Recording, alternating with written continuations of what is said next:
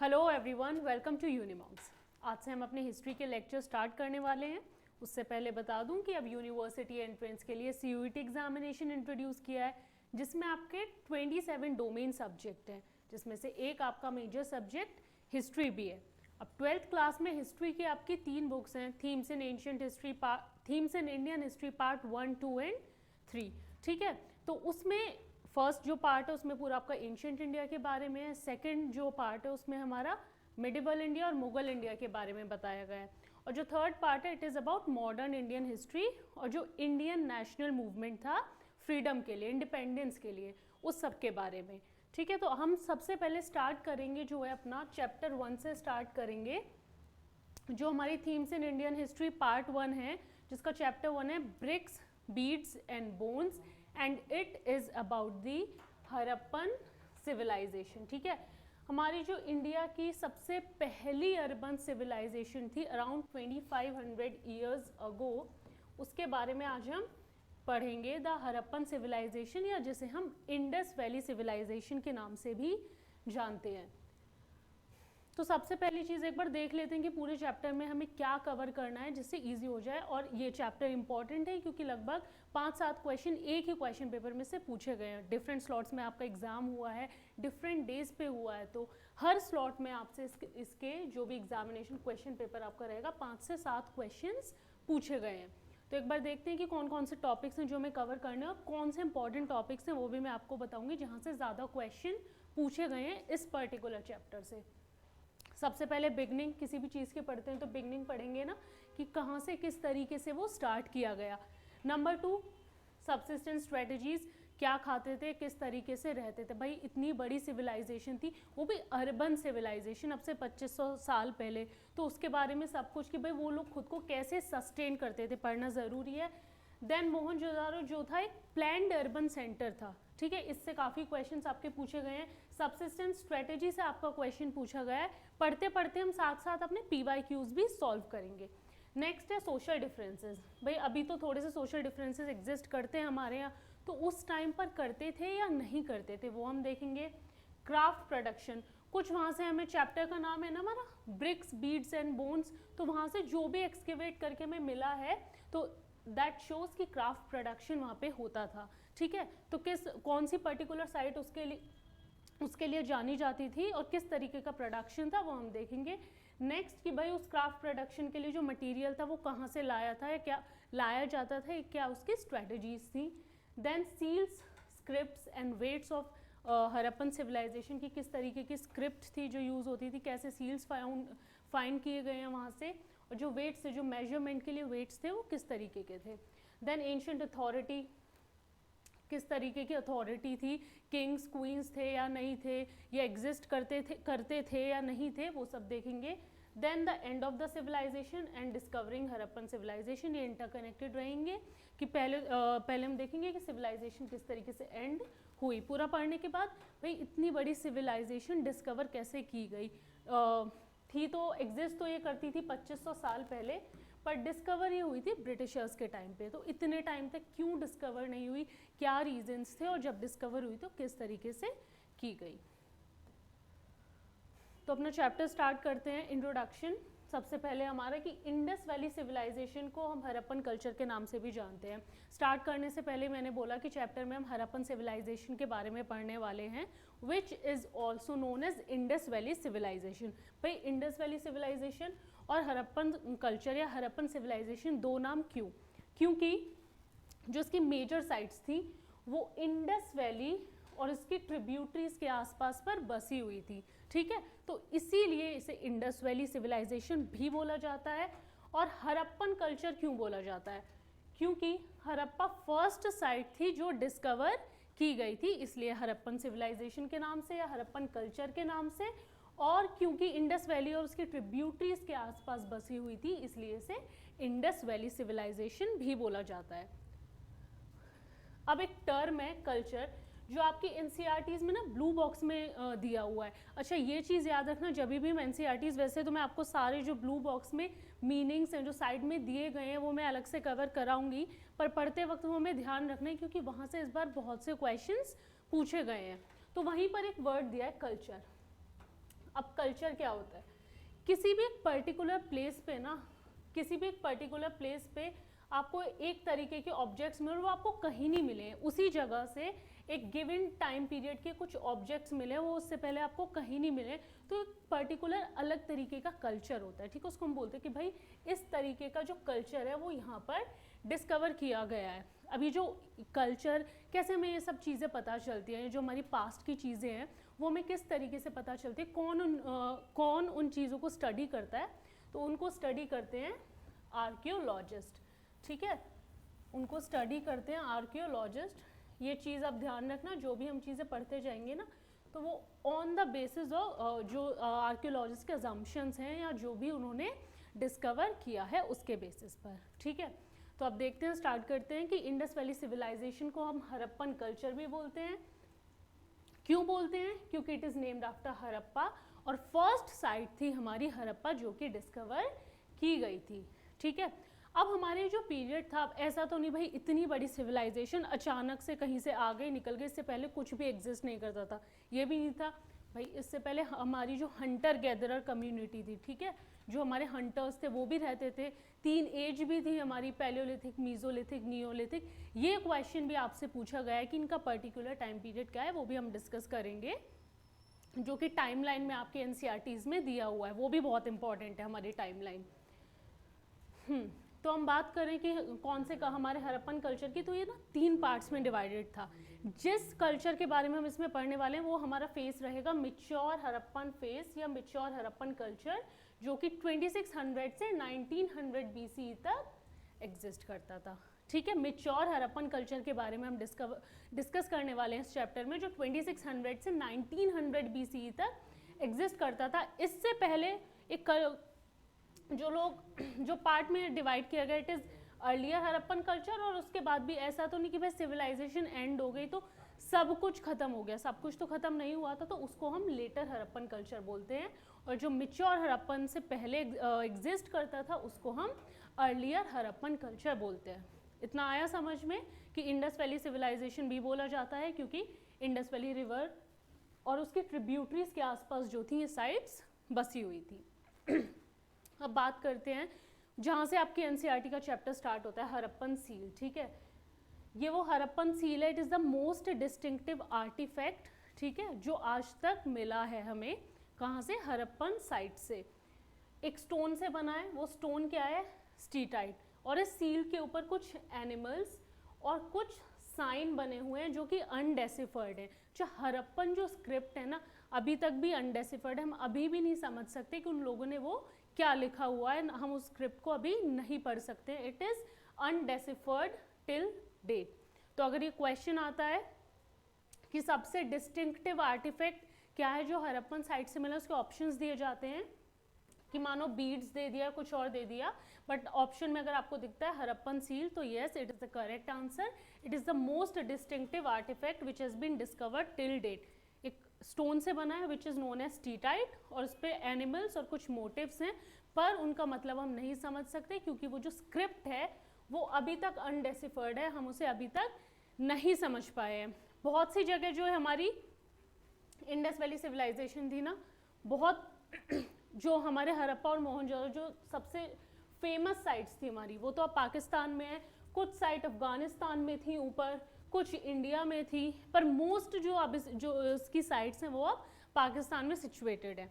अच्छा, एक क्वेश्चन कि मोहनजोदड़ो जो है सबसे बड़ी साइट है जो अब तक डिस्कवर की गई है, हड़प्पा फर्स्ट साइट है, पर ये दोनों क्या है? पाकिस्तान में। बट अगर ये क्वेश्चन आता है कि इंडिया की सबसे बड़ी हड़प्पन साइट कौन सी है, तो it is Rakhigarhi which is इन हरियाणा, ठीक है। ये एक इम्पॉर्टेंट फैक्ट है, इसको नोट कर लेना ये कि इंडिया की सबसे बड़ी हड़प्पन साइट कौन सी है? राखीगढ़ी विच इज़ इन हरियाणा। और अगर यही पूछा जाता है कि सबसे बड़ी हड़प्पन साइट कौन सी है, तो इट इज़ मोहनजोदड़ो, जो कि इस वक्त पाकिस्तान में है।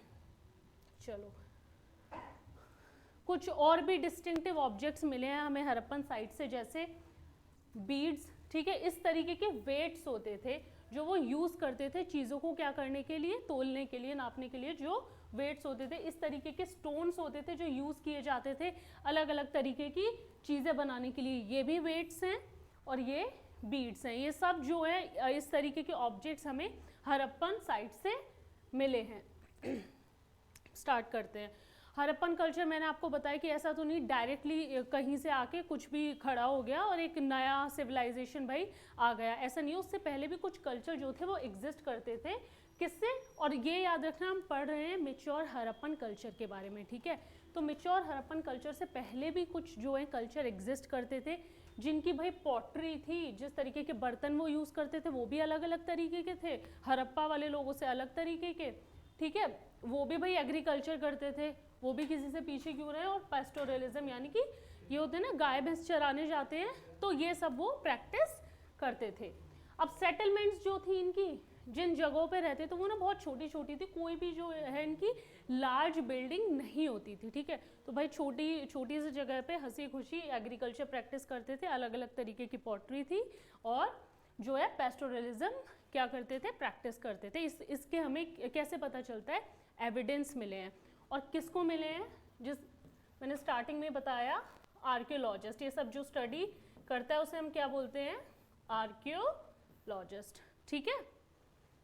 Now moving on, subsistence strategies हमारा टॉपिक नंबर 2 कि भाई वो किस तरीके से क्या खाते थे, ठीक है। ये इंपॉर्टेंट है क्योंकि यहाँ से एक क्वेश्चन आया इस बार हमारा कि इनमें से कौन सी चीज़ या ग्रेन्स जो है हड़प्पन सिविलाइजेशन में नहीं पाई जाती हैं, ठीक है। तो ये क्वेश्चन इस बार पूछा गया है, तो ध्यान रखना कि ऐसी छोटी छोटी चीज़ें भी पूछी जाती हैं, तो हमें लाइन टू लाइन जो चीज़ें इंपॉर्टेंट हैं वो कवर करनी है। तो देखते हैं क्या क्या खाते थे और कौन कौन से एनिमल्स थे जो उस टाइम पर मिलते थे। तो बहुत सारे प्लांट्स और एनिमल्स थे जो उस टाइम मिलते थे और वो खाते थे, जैसे कि फिश, ठीक है। बट ग्रेन्स कौन से थे इंपॉर्टेंट? 5 ग्रेन्स थे हमारे, wheat, barley, lentil, chickpea and sesame seeds, ठीक है। वीट, बार्ले, लेंटिल हमारी दाल, चिकपी छोले जो आप खाते हो, एंड सेसमे सीड्स। तो ये 5 इंपॉर्टेंट ग्रेन्स हैं जो उस टाइम पर हमारे मिलते थे, ठीक है। उसके बाद एक और हमारा ग्रेन था मिलेट्स। वो कहाँ पे मिलता था? वो सिर्फ एक ही साइड से मिला है। कौन सी साइड से? गुजरात से। साइट्स हमेशा याद रखना, बहुत इंपॉर्टेंट है उनको याद रखना। और मिलेट से मुझे याद है कि 2023 India will be celebrating it as international year of millets. तो हो सकता है ये क्वेश्चन आपसे पूछ लें कि भाई हड़प्पन सिविलाइजेशन में मिलेट्स जो थे वो कौन सी साइड से मिलते थे? तो गुजरात से मिलते थे। अब एनिमल्स की बात करते हैं, कुछ एनिमल बोन्स भी मिले हैं वहाँ से। पिछली बार ग्रेन्स का आ गया, तो इस बार एनिमल ध्यान से पढ़ लो, क्या पता एनिमल्स के जो है नाम पूछ लो कि भाई कौन कौन से एनिमल हड़प्पन साइट्स पे मिलते थे। तो कैटल, शीप आपको पता है, गोट, बफलो एंड पिग। 5 ग्रेन्स थे, उसी तरीके से 5 एनिमल्स थे जो हमें मिलते थे, cattle, sheep, goat, buffalo, pig. और ये क्या किए जाते थे? डोमेस्टिकेट यानी कि पाले जाते थे, ठीक है। और इनके बारे में हमें किससे पता चलता है? जू आर्कियोलॉजिस्ट, ठीक है। जू आर्कियोलॉजिस्ट से हमें इनके बारे में पता चलता है। अब कुछ वाइल्ड स्पीशीज भी थे उस टाइम पे हमारे, ठीक है। ये तो वो एनिमल हो गए जो कि डोमेस्टिकेट किए जाते थे, पर कुछ वाइल्ड स्पीशीज भी थे जैसे कि डियर, बोअर एंड घड़ियाल। तो ये 3 हमारे वाइल्ड स्पीशीज हैं। 5 हमारे एनिमल्स थे जो कि डोमेस्टिकेट किए जाते थे, जो आज भी डोमेस्टिकेट किए जाते हैं। अगर आप जाओ गाँव, विलेज एरियाज़ में, रूरल एरियाज़ में, तो कैटल, शीप, गोट, बफलो ये सब आज भी डोमेस्टिकेट किए जाते हैं। And pig was the 5th animal, ठीक है। मिलेट्स हमें मिलते हैं गुजरात से। और 5 मैंने आपको ग्रेन्स बताए जो इस बार पूछा गया था क्वेश्चन, वो ये था कि इनमें से कौन सा ग्रेन हड़प्पन साइट पर नहीं मिलता है। बहुत सारे ऑप्शन दिए थे और उसमें से आपको करेक्ट और इनकरेक्ट मार्क करना था। Now agricultural technologies. अब ग्रेन्स मिले हैं तो इससे इस बात का तो एविडेंस है भाई ग्रेन कैसे मिलेंगे। एग्रीकल्चर, खेती बाड़ी प्रैक्टिस की जाती थी, उसी चीज़ से तुम्हें पता चलता है कि हाँ भाई एग्रीकल्चर होता था, तो इसीलिए ग्रेन्स जो हैं वहाँ पर मिले हैं, ठीक है। तो ग्रेन्स एग्रीकल्चर में हमें बहुत सारी चीज़ों की, भाई इरिगेशन की भी ज़रूरत होती है, एनिमल्स की भी ज़रूरत होती है प्लोइंग के लिए, हल चलाने के लिए उस टाइम पर, ठीक है। तो सबसे पहला एनिमल जो यूज़ होता था इट वॉज बुल, जो कि अभी भी यूज़ होता है। और उसका एविडेंस हमें किस तरीके से पता चलता है कि जो टेराकोटा मॉडल्स हैं प्लो के वो हमें मिले हैं। ये याद रखना, ये साइट्स कौन सी साइट से क्या डिस्कवर किया गया है, ये क्वेश्चन इंपॉर्टेंट है। क्वेश्चन इस बार भी आया था कि टेराकोटा मॉडल्स ऑफ प्लो हमें कहाँ से मिले हैं। तो Cholistan and Banawali, Banawali is a site in Haryana. तो टेराकोटा मॉडल्स ऑफ प्लो हमें मिले हैं चोलिस्तान और बनावली से। नंबर 2, प्लॉट फील्ड का एविडेंस हमें कहाँ से मिलता है? कालीबंगन राजस्थान से। इसमें सबसे ज़्यादा इंपॉर्टेंट आपके लिए साइट्स और साइट से क्या डिस्कवर किया है वो याद रखना है, ठीक है। अब ऐसा तो नहीं था भाई सारी जो साइट्स जहाँ पर लोकेटेड थी तो सब जगह बहुत अच्छी ज़मीन थी, उन्हें पानी की या इरिगेशन की ज़रूरत नहीं होती थी, ये पॉसिबल नहीं था, एक्सट्रीम हो जाएगा। तो कुछ ऐसी साइट्स थी जो थी सेमी एरिड एरियाज़ में लोकेटेड थी, जहाँ पे बहुत ज़्यादा अच्छा जो पानी की अवेलेबिलिटी थी वो नहीं थी। तो इसलिए वो कौन सी साइट थी, वहाँ से हमें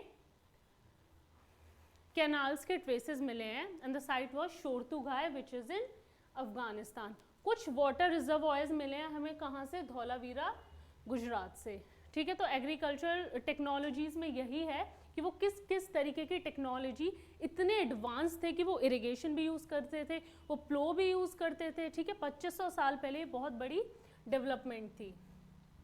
now our next topic Mohenjodaro. It was a planned urban centre, ठीक है। किस तरीके से इसकी पूरी प्लानिंग की गई इसके बारे में हम इस टॉपिक में पढ़ेंगे। सबसे पहली बात ये कि it was the largest site to be discovered, ठीक है।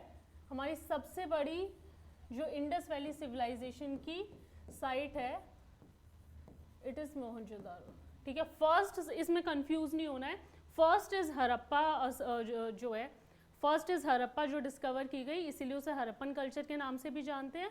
पर जो सबसे बड़ी साइट है इट इज़ मोहनजोदारो, जो इस वक्त कहाँ है? पाकिस्तान में।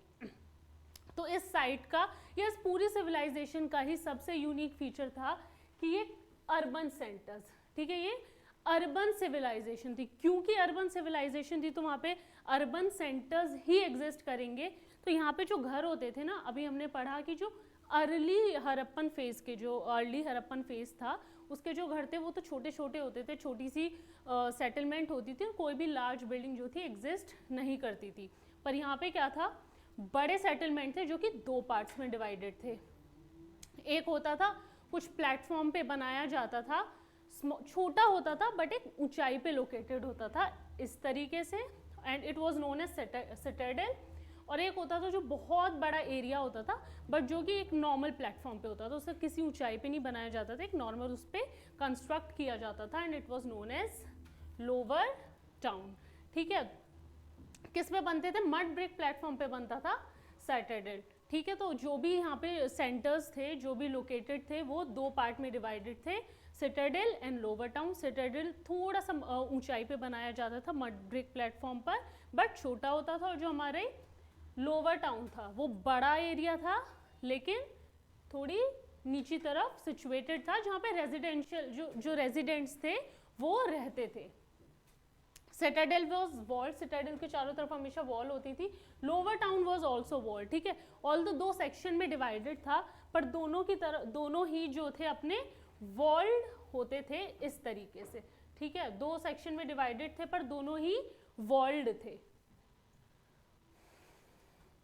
Now considering the civilization was 2500 years old, 2500 साल पुरानी थी, बट जो ड्रेनेज सिस्टम था वो आज से भी ज़्यादा बेटर प्लान्ड और मैनेजमेंट था। सबसे डिस्टिंक्टिव फीचर वो अर्बन हमारी हड़प्पन सिविलाइजेशन का माना गया है, इसीलिए सिविलाइजेशन को इतना इम्पॉर्टेंट कंसिडर किया जाता है। रीज़न बीइंग कि वो आज जिस तरीके से आज हम एक प्लान्ड सिटी बनाते हैं, बसाते हैं, उस तरीके से डेवलप की गई थी, वो भी इतने पुराने टाइम पे। तो जो ड्रेन्स थे, जो ड्रेनेज सिस्टम थे, वो पूरी तरीके से प्लान्ड थे और एक ग्रिड पैटर्न में इस तरीके से एग्जिस्ट करते थे। बात करते हैं डोमेस्टिक आर्किटेक्चर कि भाई डोमेस्टिक आर्किटेक्चर कैसा था, एक पर्टिकुलर घर उस टाइम पर कैसा होता था। तो जो लोअर टाउन मैंने आपको बताया जो लार्जर था और क्या था, लोअर नीची तरफ ही सिचुएटेड था। तो वहाँ होती थी रेजिडेंशियल बिल्डिंग्स जहाँ पे लोग रहते थे। एक कोर्टयार्ड होता था इस तरीके से, आपका आंगन, जिसके चारों तरफ क्या होते थे, बहुत सारे रूम्स होते थे जहाँ पर लोग रहते थे, और हर घर में जो है अपना एक बाथरूम होता था उस टाइम पर भी। तो डोमेस्टिक आर्किटेक्चर में लोअर टाउन हमें बताता है रेजिडेंशियल बिल्डिंग्स के बारे में, कोर्टयार्ड होता था एक, और हर घर में एक अपना बाथरूम होता था। सिटाडेल की बात करते हैं। सबसे पहले सिटाडेल जो है स्पेशल पब्लिक पर्पस के लिए यूज़ किया जाता था, जैसे कि वेयर हाउस या ग्रेट बाथ। अब इसमें सबसे इम्पॉर्टेंट चीज़ क्या है, ग्रेट बाथ कहाँ पर मिलता है, ये हमें मोहनजोदारो में, उसी के बारे में हम पूरा पढ़ रहे हैं। तो ग्रेट बाथ कहाँ पे मिलता है, कौन सी साइट में है, इट इज़ मोहनजोदारो। ये भी आपका क्वेश्चन पूछा जा सकता है। It was a rectangular tank, ठीक है, इस तरीके से ये एक रेक्टेंगुलर टैंक था जिसके चारों तरफ क्या थी, स्टेयर्स थी। और इसी वजह से जो आर्कियोलॉजिस्ट होते हैं दे थिंक कि it was used for a special this ritual bath, ठीक है, कि एक रिचुअल बाथ के लिए होता है ना कि गंगा किनारे हम लोग जाते हैं, उस तरीके से कि स्पेशल रिचुअल बाथ के लिए वो यूज़ किया जाता था। अब एक इम्पॉर्टेंट पॉइंट ये आप लिखना कि धौलावीरा एंड लोथल जो थे उनकी इंटायर साइट जो थी फोर्टिफाइड थी, ठीक है। फोर्टिफाइड मतलब ये क्वेश्चन लास्ट ईयर भी आपका आया है कि कौन सी दो साइट्स थी जो कि फोर्टिफाइड, चारों तरफ से उनको प्रोटेक्ट किया गया था एक तरीके से। तो वो दो साइट्स हमारी धौलावीरा एंड लोथल जो कि चारों तरफ से हमारी फोर्टिफाइड थी, ठीक है। उनके बीच जो टाउन था, कौन सा टाउन, जो लोअर टाउन था हमारा, it was separated by walls. और सिटाडेल जो था लोथल में, it was built at a height. ये ब्लू बॉक्स है आपके एनसीईआरटी में, उसमें दिया हुआ है कि कौन कौन सी साइट्स थी जिसमें जो पूरी साइट थी वो फोर्टिफाइड थी, and the answer is Dholavira and Lothal. और इनके जो टाउन के जो सेक्शन थे वो भी वॉल्स से सेपरेटेड थे। एक बार आगे पढ़ने से पहले रिवीजन कर लेते हैं कि अब तक हमने क्या क्या पढ़ा है। सबसे पहले हरप्पन सिविलाइजेशन को हम इंडस वैली सिविलाइजेशन भी बोलते हैं। मेच्योर हरप्पन फेज के बारे में हम पढ़ रहे हैं। 2600 से 1900 BC तक ये एग्जिस्ट करता था। इंडस वैली सिविलाइजेशन क्यों बोलते हैं, क्योंकि इंडस रिवर के आसपास, इंडस रिवर और उसकी ट्रिब्यूटरीज के आसपास थी जो साइट सारी इसकी बसी हुई थी। सबसे डिस्टिंक्टिव आर्टिफैक्ट क्या है, हरप्पन सील। कौन से स्टोन से बना है, स्टीटाइट। और जो स्क्रिप्ट है हमारी अभी भी अनडेसिफर्ड है, इसलिए हम नहीं समझ सकते कि उस सील पर क्या लिखा हुआ है। कुछ डिस्टिंक्टिव ऑब्जेक्ट मिले हैं हमें वहाँ से।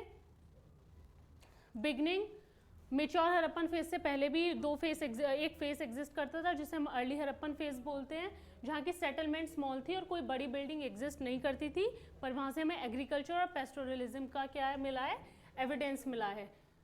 प्लांट्स और एनिमल्स की बात करते हैं, फिश भी मिलती थी। और जो इम्पॉर्टेंट ग्रेन्स थे they are wheat, barley, lentil, chickpea and sesame. Millets भी मिले हैं, कहाँ से, गुजरात से। एनिमल बोन्स मिली है 5 जो कि डोमेस्टिकेट किए जाते थे। Cattle, sheep, goat, buffalo and pig. और कुछ वाइल्ड स्पीशीज थे लाइक डियर, बोअर एंड घड़ियाल। Agricultural technologies, bull was known. Terracotta model of plough हमें मिला है, कहाँ से मिला है, चोलिस्तान और बनावली। प्लोड फील्ड का एविडेंस मिला है, कहाँ से, कालीबंगन, राजस्थान। कैनाल्स के ट्रेसेस मिले हैं शोरतुगाई, अफगानिस्तान से। और वाटर रिजर्वॉयर मिला है हमें धौलावीरा यानी कि गुजरात से। मोहनजोदारो एक प्लैन्ड अर्बन सेंटर था हमारा, ठीक है। सबसे यूनिक फीचर हमारे जो हरप्पन सिविलाइजेशन उसका ये अर्बन सेंटर ही है।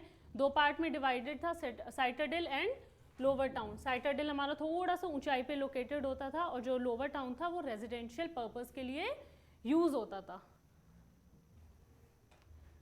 ग्रेट बाथ हमारा कहाँ है, ग्रेट बाथ मोहनजोदारो में मिलता है। और धौलावीरा और लोथल हमारी 2 साइट थी जो पूरी फोर्टिफाइड थी और इनके जो टाउन्स था it was separated by walls. अब आगे बढ़ते हैं, सोशल डिफरेंसेस भाई उस टाइम पर एग्जिस्ट करते थे या नहीं करते थे वो देखते हैं कि डिफरेंट जो आर्कियोलॉजिस्ट होते हैं वो ना कुछ स्ट्रेटजीज यूज़ करते हैं ये देखने के लिए कि उस टाइम के लोग ये सोशल डिफरेंसेस में मानते थे या नहीं मानते थे। तो सबसे पहली है ब्यूरियल्स, ठीक है, कि जो लोग जिनकी डेथ हो जाती थी उन्हें किस तरीके से बरी किया जाता था। पहला बेसिस ये है जज करने का। तो पहली बात तो जो डेड थे दे वर जनरली लेड इन पिट्स। अब इस चीज़ का कंपैरिजन पहले उन्होंने ना एक चीज़ से और करा है, इजिप्ट में जो पिरामिड्स होते थे वहाँ पे जो डेड है उनको बरी किया जाता था, बट वो सिर्फ वो होते थे जो कि रॉयल होते थे, जो रॉयल फैमिली को बिलोंग करते थे। हरप्पन सिविलाइजेशन में क्या होता था, दे वर जनरली लेड इन पिट्स। अब ये पिट्स ना डिफरेंट टाइप्स के होते थे, कुछ सिलेंड्रिकल, कुछ सर्कुलर, इस तरीके से। नेक्स्ट कुछ कुछ जो हमारी पिट्स हैं उनमें से पॉटरी और ऑर्नामेंट्स मिले हैं, ठीक है, सिर्फ कुछ, सब में से नहीं, कुछ कुछ जो है उनमें से हमें पॉटरी और ऑर्नामेंट्स मिले हैं, और किसी किसी पिट में से हमें ज्वेलरी भी मिली है, बोथ मैन एंड वेमेन की। पर ऑन द होल हर किसी पिट में से हमें ये सारी चीज़ें नहीं मिली हैं। तो दिस शोज कि थोड़ा सा जो सोशल डिफरेंस है वो एग्जिस्ट करता था, कि जिन जो अफोर्ड कर सकते थे वो ये सारी चीज़ें क्या थे, जो डेड पीपल थे उनके साथ बरी कर देते थे, और जो नहीं कर सकते थे वो नहीं करते थे। सेकेंड स्ट्रेटेजी क्या थी, लग्जरीज एंड यूटिलिटेरियन। अब लग्जरी तो भाई हमारे महंगे ऑब्जेक्ट्स हो गए कुछ, और यूटिलिटेरियन हो गया कि भाई डेली यूज ऑब्जेक्ट्स जो हमारे होते थे। तो जो डेली यूज ऑब्जेक्ट थे वो स्टोन और क्ले से बनाए जाते थे, और जो लग्जरी ऑब्जेक्ट थे वो ऑफकोर्स कॉस्टली होंगे, रेयर होंगे, और नॉन लोकल मटेरियल, यानी कि उनके जिस मटेरियल से वो बनाए जाते थे वो दूर से फेच किया जाता था या प्रोक्योर किया जाता था। थर्ड इंपॉर्टेंट थिंग इज कि gold it was also rare, कि गोल्ड हमें भाई वहाँ पे मिलता था। हरप्पन सिविलाइजेशन में जो सारी चीज़ें एग्जिस्ट करती थी उनमें गोल्ड था, ये सारे मेटल्स जो थे उनमें गोल्ड था या नहीं था, तो गोल्ड एग्जिस्ट हमारा करता था। नेक्स्ट हम बात करते हैं रेयर ऑब्जेक्ट। जो रेयर ऑब्जेक्ट्स जो कि लग्जूरियस ऑब्जेक्ट होते थे वो वैल्यूएबल मटेरियल से बने होते थे, और सेकंड मोस्ट इंपॉर्टेंट थिंग कि वो बड़ी बड़ी साइट्स यानी कि मोहनजोदारो और हड़प्पा जैसी बड़ी साइट पे ही मिलते थे, वहीं से दूसरी सेटलमेंट पे अगर ले जाने होते थे तो वहीं से ले जाए जाते थे। तो ये चीज़ भी प्रूव करते कि जो लग्जूरियस ऑब्जेक्ट थे वो बड़ी साइट्स पे एग्जिस्ट करते थे, और जो छोटी छोटी साइट थी उन पर एग्जिस्ट नहीं करते थे। दिस प्रूव्स कि थोड़ा सा सोशल डिफरेंस जो है एग्जिस्ट करता था। Now moving on to craft production, ठीक है। तो चन्हू-दारो एक छोटी सी साइट थी, जितनी भी हमारी बड़ी साइट है मोहनजोदारो या हड़प्पा, इनके कंपैरिजन में ना एक छोटी सी साइट थी, but it was almost devoted to craft production, की टोटली, और हम बोल सकते हैं कि totally involved in craft production. यहाँ के जो लोग थे देवर एक्सपर्ट इन जो बीड्स मिलते हैं, ठीक है, बीड बनाने में, या वेट्स, जो वेट सब यूज़ करते थे उस चीज़ के लिए, वेट मेकिंग में, शेल कटिंग में, या सील्स जैसी हड़प्पन सील हमें मिली है। तो जो चन्हू-दारो के लोग थे they were expert in making all of them.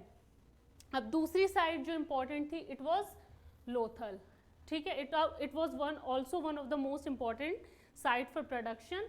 Third कि जो चन्हू-दारो और लोथल से जो भी क्राफ्ट प्रोडक्शन होता था, जो भी चीज़ें यहाँ बनाई जाती थी, जो भी फिनिश्ड प्रोडक्ट होते थे, वो यहाँ से बड़ी बड़ी साइट्स, जो हमारी दोनों बड़ी साइट कौन सी है, मोहनजोदारो और हड़प्पा, वहाँ पर ले जाए जाते थे। दो और हमारी इंपॉर्टेंट साइट्स हैं नागेश्वर एंड बालाकोट। ये इंपॉर्टेंट क्यों है, क्योंकि ये कोस्टल एरियाज में, ये कोस्ट जो थे उन पर सिचुएटेड थी, और ये स्पेशलाइज किस में करती थी, शेल ऑब्जेक्ट्स बनाने में, ठीक है।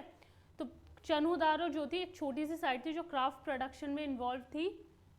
यहाँ के लोग बीड मेकिंग, शेल मेकिंग, ठीक है, वेट मेकिंग, या फिर जो सील्स हमें मिलती हैं वो सब बनाने में एक्सपर्ट थे। लोथल भी इम्पॉर्टेंट साइट थी क्राफ्ट प्रोडक्शन के लिए, और जो फिनिश्ड प्रोडक्ट थे वो चन्हू-दारो और लोथल से जो बड़ी बड़ी साइट थी वहाँ पर ले जाए जाते थे। नागेश्वर और बालाकोट दो साइट थी जो कि कोस्ट पे सिचुएटेड थी और शेल ऑब्जेक्ट्स बनाने के लिए फेमस थी। भाई इतनी सारी चीज़ें बनती थी तो उनके लिए जो मटेरियल था, हमने बात की ना कि लग्जूरियस मटेरियल, लग्जूरियस ऑब्जेक्ट भी एग्जिस्ट करते थे, तो उनके लिए मटेरियल कहाँ से आता था। सबसे first Nageshwar and Balakot coast पे थी, तो अभी भी आप जाओगे तो वहाँ पे आपको शेल मिलते हैं। तो शेल्स जो हैं कोस्टल साइट नागेश्वर और बालाकोट से आते थे। शोरतुगाह जहाँ पे हमें कैनाल्स के भी ट्रेसेस मिले अफगानिस्तान में, वहाँ से हमें लापिस लजूली जो कि एक ब्लू कलर का बहुत ही प्रीशियस स्टोन होता था वो मिलता था। थर्ड लोथल जो हमारी गुजरात में है, वहाँ से हमें कार्नीलियन मिलता था। कार्नीलियन एक रेड कलर का स्टोन होता था। साउथ राजस्थान और नॉर्थ गुजरात से हमें स्टीटाइट हरप्पन सील जिससे हमारी बनी हुई है वो ऑब्जेक्ट हमें, वो मटेरियल हमें यहाँ से मिलता था। नेक्स्ट खेतरी माइंस जो कि राजस्थान में है, अभी भी वहाँ से हम कॉपर लेते हैं। एंड लास्ट इज और साउथ इंडिया जहाँ से हमें गोल्ड मिलता है। तो नागेश्वर और बालाकोट कोस्ट पे हैं, तो शेल शोरतुगाय जहाँ से हमें कैनाल्स के भी ट्रेसेस मिले हैं, वहाँ से लापिस लजूली एक ब्लू कलर का स्टोन, लोथल वहाँ से कार्निलियन एक रेड कलर का स्टोन, राजस्थान और गुजरात से क्या मिलता था, स्टीटाइट जिसकी हरप्पन सील बनी हुई है। नेक्स्ट इज खेतरी माइंस जो कि राजस्थान में अभी भी वहाँ से हमें कॉपर मिलता है। एंड लास्टली साउथ इंडिया जहाँ से हमें गोल्ड मिलता था।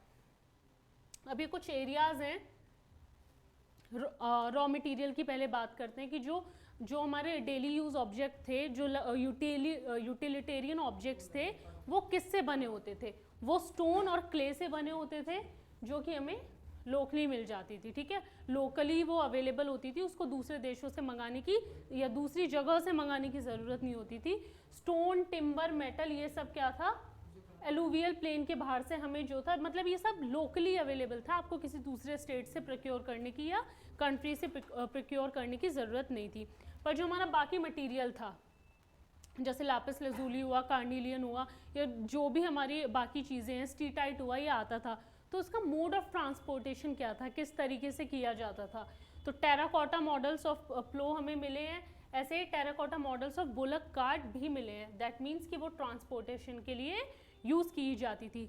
रिवरीन रूट्स यानी कि जो नदी थी उसका भी इस्तेमाल किया जाता था। और कौन सी नदी की हम पूरे में बात करें, Indus and its tributaries. Coastal routes may have probably been used, उनका भी हो सकता है यूज़ किया गया हो। खेतरी एरिया जो कि राजस्थान में है, वहाँ से हमें एक पर्टिकुलर कल्चर के एविडेंस मिले हैं, which is Ganeshwar Jodhpura culture. और वहाँ पे जो पॉटरी है it is non Harappan and copper object जो है हमें वहाँ से बहुत सारे मिले हैं। तो ये तीन इंपॉर्टेंट पॉइंट है कि गणेश्वर जोधपुरा कल्चर कहाँ एग्जिस्ट करता था, खेतरी विच इज़ इन राजस्थान। वहाँ से हमें नॉन हरप्पन पॉटरी, जो कि हरप्पा के लोग जिस तरीके की पॉटरी यूज़ करते थे ना, वो वैसी नहीं थी, उससे अलग थी, और बहुत सारा कॉपर मिला है। अब जो बहुत सी चीज़ें जैसे कि शोरतुगाय अफगानिस्तान से हम लापिस लजूली क्या करते थे, मंगाते थे, या फिर वहाँ पे जो कैनाल्स के ट्रेसेस हैं, तो वो सब जो है डिस्टेंट लैंड, जो कि दूर के देश थे उस टाइम पर, उनसे हमारा कांटेक्ट कैसे था।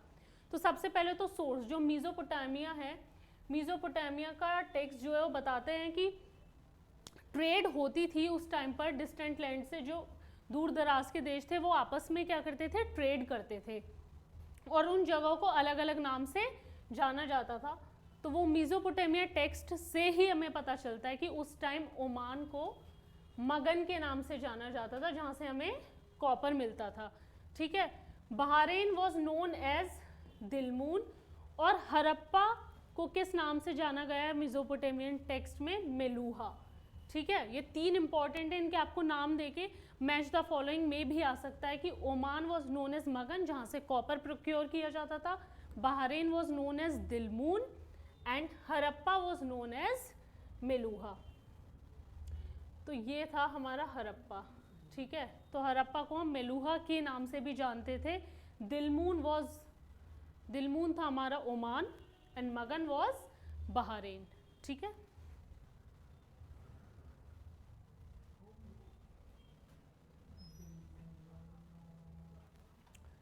ही इज एलेक्जेंडर कनिंगम, और एलेक्जेंडर कनिंगम जो है हमारे आर्कियोलॉजिकल सर्वे ऑफ इंडिया के जो थे फर्स्ट डायरेक्टर जनरल थे। ये हमारी एनसीईआरटी की ब्लू बॉक्स में इंपॉर्टेंट दिया गया है, यहाँ से क्वेश्चन भी आते हैं कि first director general archaeological survey of India के कौन थे, तो उसका करेक्ट आंसर होगा आपका एलेक्जेंडर कनिंगम। अब जितना हमने पढ़ा है उसको क्वेश्चंस के थ्रू एक बार रिवाइज कर लेते हैं। तो पहला क्वेश्चन है कि eight which Harappan settlement the town was separated by walls. हमने 2 बार रिवाइज किया था कि ये हमारी एनसीईआरटी की ब्लू बॉक्स में भी दिया कि कौन सी जो हमारी हरप्पन सेटलमेंट थी उस पे जो टाउन था it was separated by walls, and the correct answer is Lothal. और एक और साइट थी विच इज धौलावीरा। ये हमारा PYQ भी है, प्रीवियस ईयर CUET 2022 में भी ये क्वेश्चन पूछा गया है। नंबर 2 कि इनमें से कौन सी क्रॉप के रिमेन्स जो हैं हमें हरप्पन साइट पर नहीं मिलते हैं। क्या मिलता है और क्या नहीं मिलता है, करेक्ट पूछा है, इनकरेक्ट पूछा है, ये क्वेश्चन मार्क करते वक्त ध्यान रखना है। तो भाई कौन सी चीज़ के हमें नहीं मिलते हैं, चिकपी तो हमें मिलता है, लेंटिल मिलता है, सेसमे मिलता है, वीट मिलता है, बार्ले मिलता है, पर राइस नहीं मिलता है, तो राइस हमारा जो है करेक्ट आंसर है।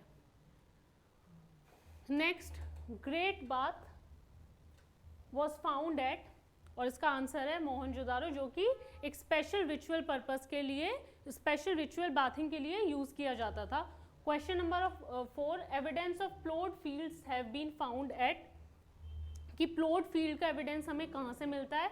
The answer is Kalibangan. Question number 5, जो साइट फेमस थी क्राफ्ट प्रोडक्शन के लिए, हमने क्राफ्ट प्रोडक्शन के बारे में इतना सब डिस्कस किया, कितनी सारी चीज़ें मिलती थी, इतना सब मटेरियल आता था, तो कौन सी साइट थी जो उसके लिए फेमस थी?